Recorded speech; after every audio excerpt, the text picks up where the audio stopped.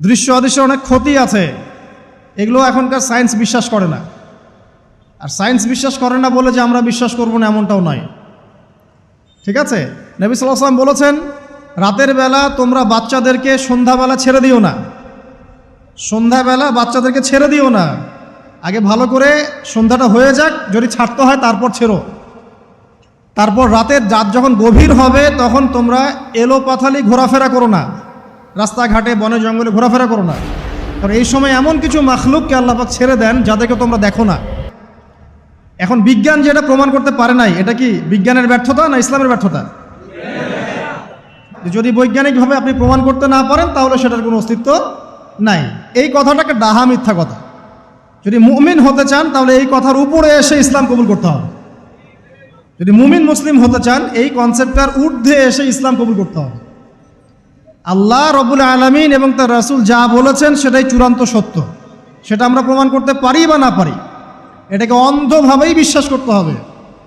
এটাই হচ্ছে একটা মৌলবাদী কনসেপ্ট। আর এভাবে ইসলামের মৌলিক বিষয়গুলোকে না মানলে কেউ মুসলিমই হবে না। কথা কি বুঝতে পারছেন? আচ্ছা, তিনি বলছেন রাতের বেলা এমন কিছু মাখলুক বের হয় যাদেরকে তোমরা দেখো না। দুষ্ট জিন বের হয়। কি বের হয়? জিন জাতি নাই পৃথিবীতে? আল্লাহ পাক সূরা জিন নামে একটা গোটা সূরা নাজিল করেছেন, করেন নাই?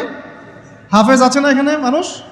কুলু হিয়া ইলাইয়া আন্নাহু ইসতামা নাফারুম মিনাল জিন্নি ওয়া ক্বালু ইন্না সামি'না কুরআনান আজাবা। জিনদের একটা দল কোরআন শুনে বলেছিল যে আমরা অদ্ভুত আজব একটা কোরআন শুনেছি। তারপর তারা গিয়ে তাদের কওমের কাছে ইসলামের দাওয়াত দেয়, ওই কওম ইসলাম কবুল করে। এটা নবী সাল্লাল্লাহু আলাইহি ওয়াসাল্লামের জীবনের সেই সময়কে ঘটনা যখন নবীজি তায়েফ থেকে ফিরে আসছেন। তায়েফবাসী তাকে অত্যাচার করলো, তিনি নাখলা উপত্যকায় এসে নামাজ পড়ছেন, ওই নামাজের কেরাত শুনে জিনরা ইসলাম কবুল করেছে। তো সূরা জিনে আল্লাহ পাক এই কথা নাজিল করেছেন। তো আল্লাহ পাক যে বলছেন জিন জাতি আছে, আল্লাহ কি মিথ্যা কথা বলছেন? নাকি নাসা যখন বলে এলিয়েন আছে তখন ওইটা সত্য, আর আল্লাহ বলছেন জিন জাতি আছে এটা মিথ্যা? তা আমাদেরকে আবার নতুন করে মুসলমান হওয়া লাগবে এখন না? আমাদের কনসেপ্ট চেঞ্জ হয়ে গেছে। আবার দেখেন আল্লাহ পাক বলছেন সূরা জারিয়াতের 56 নম্বর আয়াতে, ওয়ামা খালাকতুল জিন্না ওয়াল ইনসা ইল্লা লিয়াবুদুন, আমি জিন আর মানুষকে শুধু আমার ইবাদত করার জন্যই সৃষ্টি করেছে। তাহলে দুটো জাতি পাওয়া গেল, জিন এবং মানুষ। জিন কিসের তৈরি? আগুনের তৈরি। মানুষ কিসের তৈরি? কাদামাটি। ফেরেশতা কিসের তৈরি? নূরের তৈরি। তো এই যে সৃষ্টির বৈচিত্র্য, এটা কার সৃষ্টি? তো সেই আল্লাহ পাকের জ্ঞান সবচেয়ে বেশি না আমার জ্ঞান সবচেয়ে বেশি? সে আল্লাহর পক্ষ থেকে যখন কোরআন এবং হাদিস নাজিল হবে তা আমি অন্ধভাবে মানবো না? নাকি আমি আল্লাহকে চ্যালেঞ্জ করবো ইবলিসের মতো? ইবলিস আল্লাহকে চ্যালেঞ্জ করছে না, খলাকতানি মিন নার ওয়া খলাকতাহু মিন তিন, আমি কেন আদমকে সেজদা করতে যাব? আমি কেন আদমকে সেজদা করতে যাব? আপনি আদমকে সৃষ্টি করেছেন মাটি দিয়ে, আমাকে সৃষ্টি করেছেন আগুন দিয়ে, তাহলে আমি আদমের চাইতে সুপিরিয়র, আমি আদমের চাইতে সেরা, তা আমি কেন ওকে সেজদা করতে যাব? তো ইবলিস আল্লাহকে চ্যালেঞ্জ করলো না? তো এখন আমরা যারা আল্লাহকে চ্যালেঞ্জ করছি, এখন এই বিশ্বে যারা আল্লাহকে চ্যালেঞ্জ করছে, কোরআনকে চ্যালেঞ্জ করছে, হাদিসকে চ্যালেঞ্জ করছে, এরা কি আল্লাহর অনুগত বান্দা না ইবলিসের এজেন্ট? এরা এই চ্যালেঞ্জিং ফিলোসফিটা পেল কোথা থেকে? ওই ইবলিস থেকে। ইবলিস থেকে এই ফিলোসফি এসেছে। আর ইবলিস তো এখনো মরে যায় নাই, মরে গেছে, বরং সে এখন প্রবীণ বয়স্ক হয়ে গেছে, তার অভিজ্ঞতা এখন অনেক বেশি। তার অভিজ্ঞতা কি বেশি? দেখবেন ইবলিস সবার আগে আদম সন্তানের গা থেকে কাপড় খুলে ফেলেছিল, জানেন? আপনাকে দেখাচ্ছি, সূরা আরাফ পড়েন। সূরা আরাফের মধ্যে আল্লাহ পাক বলছেন, ইয়া বানি আদম, হে আদম সন্তান, লা ইয়াফতিনান্নাকুমুশ শাইতান, হে আদমের সন্তানরা তোমরা শুনে রাখো, শয়তান ইবলিস যেন তোমাদেরকে ফিতনায় ফেলতে না পারে। কে বলছেন? আল্লাহ। কিরকম ফিতনা? ইয়ানজিউ আনহুমা লিবাসাহুমা, যে ইবলিস তোমাদের বাবা মায়ের গা থেকে কাপড় খুলে ফেলেছিল। ইয়া বানি আদম লা ইয়াফতিনান্নাকুমুশ শাইতান কামা আখরাজা আবাওয়াইকুম মিনাল জান্নাহ ইয়ানজিউ আনহুমা লিবাসাহুমা। আল্লাহ পাক বলছেন, হে আদমের সন্তানরা তোমরা সতর্ক থেকো, ইবলিস যেন তোমাদেরকে ফিতনায় ফেলতে না পারে, যেমন করে সে তোমাদের বাবা এবং মাকে জান্নাত থেকে বের করে দিয়েছিল এবং তাদের গায়ের কাপড় খুলে ফেলেছে। কখন কাপড় খুলে গেছে জানেন? যখন ওই যে গাছের কাছে তারা চলে গেলেন, ওই যে এই গাছের কাছে যেও না, ওয়ালা তাকরাবা হাদিহি শাজারা, তোমরা এই গাছের কাছে যেও না।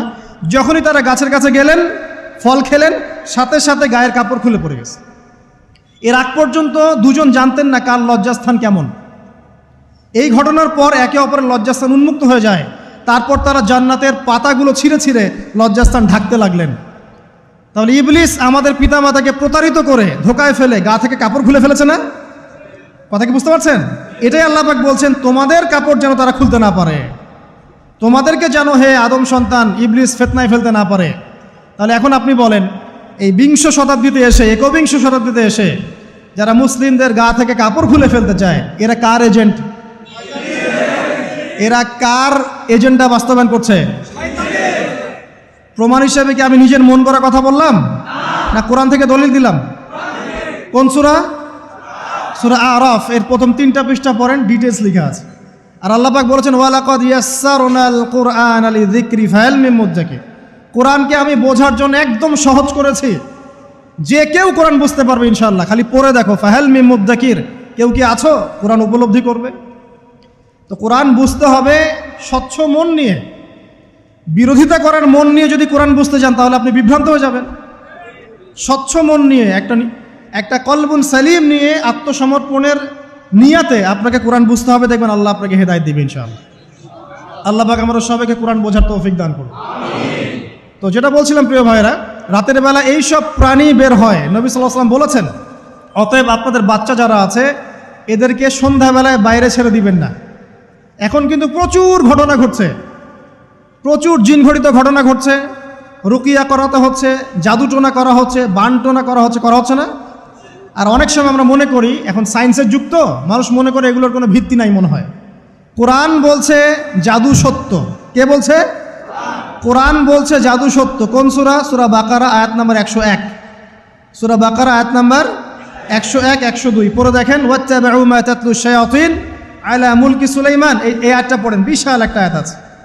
ওয়ামা কাফারা সুলাইমান ওয়ালাকিন্না শায়াতিন কাফারু ইউআল্লিমুনা আন-নাস আস-সিহর। এই সিহর দিয়ে কি হতো? মা ইউফাররিকুনা বিহি বাইনাল মারই ওয়া যাওজি। সুলাইমান আলাইহিস সালামের সময় এই জাদুবিদ্যার প্রচলন ছড়িয়ে পড়ে। এই জাদু মানুষ শিখে কি করছিল? নারী পুরুষের মাঝখানে, স্বামী স্ত্রীর মাঝখানে বিভেদ সৃষ্টি করছিল। এখন দেখেন না, পরিবারের স্বামী স্ত্রীর বন্ধন ভেঙে যায় না? খুব ভালো সম্পর্ক, হঠাৎ করে সম্পর্ক খারাপ, কেউ কাউকে দেখতে পারে না, এমন হচ্ছে না? এই জাদুবিদ্যা সত্য। এবং এখনকার অনেক ভণ্ড যে কবিরাজগুলো বের হয়েছে, এরা জিনকে তাবে করে নিয়ে এই জিনদের মধ্য দিয়ে মানুষের মধ্যে জাদু ছড়িয়ে দিয়েছে, এবং এর ফলশ্রুতিতে বহু পরিবার ধ্বংস হয়ে যাচ্ছে। এই জাদুবিদ্যা সত্য। রাতের বেলা ঘুমানোর সময়ও আয়াতুল কুরসি তেলাওয়াত করতে হয়। এই হাদিসের রাবি হচ্ছেন আবু হুরায়রা রাদিয়াল্লাহু তাআলা আনহু, যাকে নবী সাল্লাল্লাহু আলাইহি ওয়াসাল্লাম গনিমতের মাল পাহারা দেওয়ার দায়িত্ব দিয়েছিলেন। তো প্রথম রাতে আবু হুরায়রা রাদিয়াল্লাহু আনহু লক্ষ্য করলেন যে মাল চুরি করার জন্য একজন এসেছে। তিনি চোরকে ধরলেন। চোর খুব অনুনয় বিনয় করল যে আমার অবস্থা খুব খারাপ, খুব দরিদ্র, আমাকে ছেড়ে দাও। আবু হুরায়রা রাদিয়াল্লাহু আনহু তাকে ছেড়ে দিলেন। পরের রাতে সেই চোর আরও একবার আসলো, তিনি আবার তাকে ধরলেন, আবারও ছেড়ে দিলেন। তৃতীয় রাতে তিনি তাকে ধরলেন এবং বললেন, এবার তোমাকে আমি ছাড়ব না। তখন সেই ব্যক্তি, বিখ্যাত সাহাবী আবু হুরায়রা রাদিয়াল্লাহু আনহুকে বলছেন যে আমি তোমাকে বিশেষ একটা আমল শিখিয়ে দিব, যে আমলটা করলে পরে রাতের বেলা শয়তান তোমার নিকটবর্তী হবে না। তো আবু হুরায়রা রাদিয়াল্লাহু আনহু বলছেন, কি সেই আমল? শিখিয়ে দাও, যদি শিখিয়ে দাও তাহলে ছেড়ে দেব তোমাকে।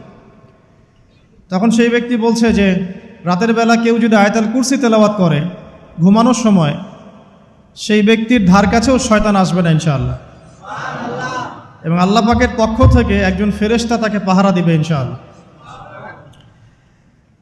তো রাসূলুল্লাহ সাল্লাল্লাহু আলাইহি ওয়াসাল্লাম পরের দিন ফজরের নামাজে আবু হুরায়রা রাদিয়াল্লাহু আনহুকে দেখে মুচকি মুচকি হাসছেন যে তোমার রাতের সাথীর কি খবর?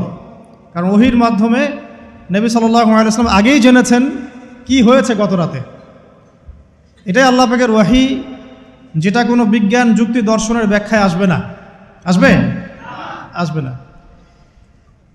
তো আবু হুরায়রা রাদিয়াল্লাহু আনহু বলছেন যে আমি তো ইয়া রাসূলুল্লাহ তাকে ছেড়ে দিয়েছিলাম, পরে আবার এসেছে, আবার ধরেছি, আবার ছেড়ে দিয়েছি, আবার এসেছে, এবার ছাড়বো না পণ করেছিলাম, কিন্তু এবার সে আমাকে একটা আমল শিখিয়ে দিয়েছিল, তো এই আমল শেখানোর বদৌলতে আমি ওকে ছেড়ে দিয়েছি।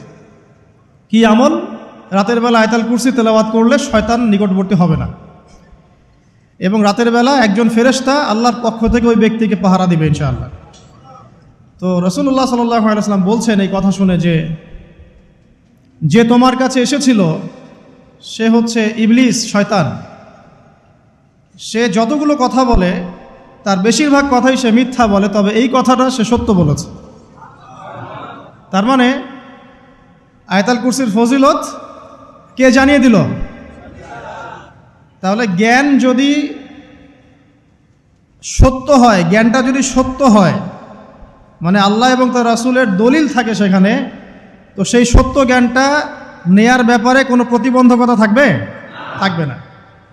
যে কোনো ব্যক্তি এমন কোনো কথা বলুক যেটা কোরআন এবং সুন্নাহর সাথে মিলে গেছে, এই কথা নিতে কি কোনো আপত্তি আছে?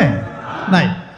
আর যে কোনো ব্যক্তি যত বড় আলেম হোক আর স্কলার হোক আর বুদ্ধিজীবী হোক না কেন, তার কথা যদি কোরআন সুন্নাহর সাথে না মেলে সেই কথা কি আমরা গ্রহণ করব?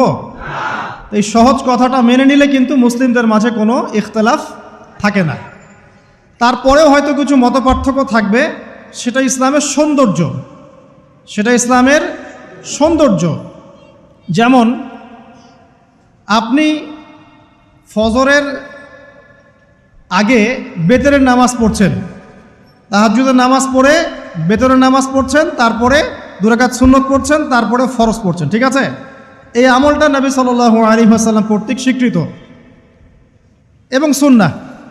এখন কেউ যদি ঘুমানোর আগেই বেতের নামাজ পড়ে ফেলে, ঘুমানোর আগেই সে বেতের নামাজ পড়ে ফেলে, শেষ রাত্রে যদি নফল নামাজ পড়ার সুযোগ হয় পড়লো, পরে সুন্নত পড়ে ফজরের 2 রাকাত ফরজ পড়লো, তার আমল কি বাতিল? তো বেতরের নামাজ ঘুমানোর আগে পড়লেও চলে, শেষ রাত্রে পড়লেও চলে। ইসলামের এটা সৌন্দর্য না? সৌন্দর্য।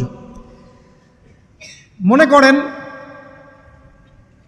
যে আপনি জোহরের আগে, ফরজ নামাজের আগে 4 রাকাত সুন্নত পড়লেন, পড়েন না?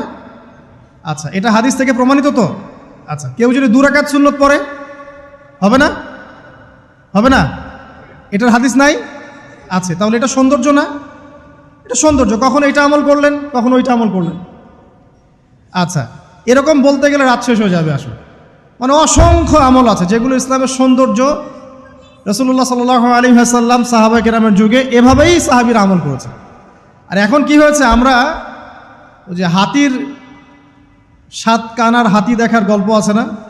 কেউ বলেছে হাতি হচ্ছে খাম্বার মতো, কেউ বলেছে কুলার মতো, কেউ বলেছে হাতি হচ্ছে কি বলেন, এই যে কি সুচালু কিশোর মতো। আসলে পুরো হাতি সম্পর্কে এদের কারোই ধারণা ছিল না। আমাদের সমস্যা হচ্ছে আমরা ইসলামের অংশ বিশেষকে ফলো করি, এর বাইরে কিছু পেলে আমরা মনে করি সেটা আর ইসলামে নাই। তাই হয় না? আমি যতটুকু জানি বুঝি এতটুকু আমল করি, এর বাইরে যদি কোনো দলিল থাকেও সেটা মানার ব্যাপারে আমাদের আগ্রহ থাকে না। তখনই কিন্তু ইসলামকে নিয়ে আমরা এই যে দলীয়করণে চলে যাই, আর আস্তে আস্তে মুসলিম উম্মার ঐক্যটা নষ্ট হয়। ঐক্য নষ্ট হতে হতে আজকে কি অবস্থা এটা তো দেখতেই পাচ্ছেন। তো আগে ওই জায়গাটা শেষ করি। নবী করিম সাল্লাল্লাহু আলাইহি ওয়াসাল্লাম রাতের বেলা এই আমলটা করতেন। কি করতেন?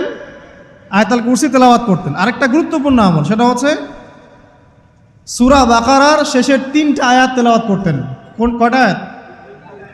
কোন কোন হাদিসে আছে 2টা আয়াত। এই যে 3টা আয়াত কোন হাদিসে, আবার কোন হাদিসে 2টা আয়াত। কেউ যদি 2টা পড়ে তার আমল কি বাতিল হবে? আর যদি কেউ 3টা পড়ে আরও ভালো, উত্তম। ঠিক আছে, তো শেষের 3টা আয়াত হচ্ছে লিল্লাহি মা ফিস সামাওয়াতি, এখান থেকে নিয়ে ফানসুরনা আলাল কওমিল কাফিরিন পর্যন্ত।